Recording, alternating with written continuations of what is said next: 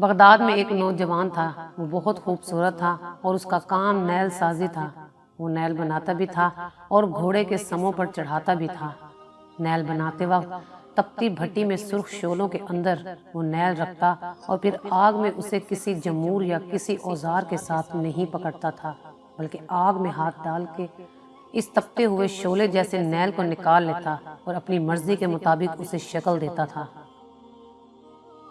لوگ اسے دیکھ کر دیوانہ کہتے اور حیران بھی ہوتے تھے کہ اس پر آگ کا کوئی اثر نہیں ہوتا۔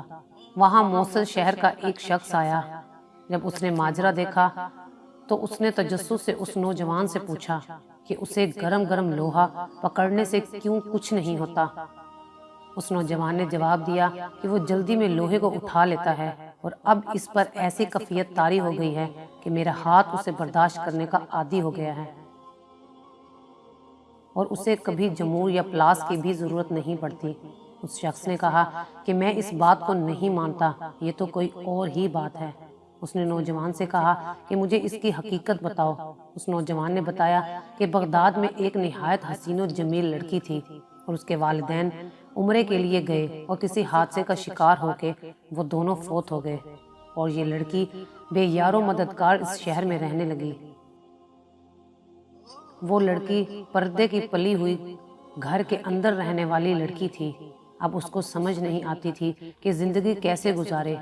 آخر کار نہایت غم زدہ اور پریشانی کی حالت میں وہ باہر سڑک پر نکل آئی۔ اس نے میرے دروازے پر دستک دی اور کہا کیا ٹھنڈا پانی مل سکتا ہے؟ میں نے کہا ہاں، اور اندر سے اس لڑکی کو ٹھنڈا پانی لا کر پلایا اور اس لڑکی نے کہا خدا تمہارا بھلا کرے۔ میں نے اس سے پوچھا کیا تم نے کچھ کھایا بھی ہے کہ نہیں؟ اس لڑکی نے کہا نہیں، میں نے کچھ نہیں کھایا۔ میں نے اس سے اکیلے میں اس طرح پھرنے کی وجہ پوچھی تو اس لڑکی نے اپنے اوپر گزرا سارا واقعہ سنایا اور کہا کہ مجھے سمجھ نہیں آتی میں زندگی کیسے بسر کروں۔ میں نے اس سے کہا کہ تم شام کو یہیں میرے گھر آ جانا اور میرے ساتھ کھانا کھانا، میں تمہیں تمہاری پسند کا کھانا کھلاؤں گا۔ اور پھر وہ لڑکی چلی گئی۔ اس نوجوان نے بتایا کہ میں نے اس کے لیے کباب اور بہت اچھی اچھی چیزیں تیار کی۔ وہ شام کے وقت میرے گھر آ گئی اور میں نے کھانا اس کے آگے رکھ دیا۔ جب اس لڑکی نے کھانے کے لیے ہاتھ بڑھایا تو میں نے دروازے کی چٹکنی چڑھا دی اور میری نیت بدل گئی، کیونکہ وہ انتہا درجے کا ایک آسان موقع تھا جو میری دسترس میں تھا۔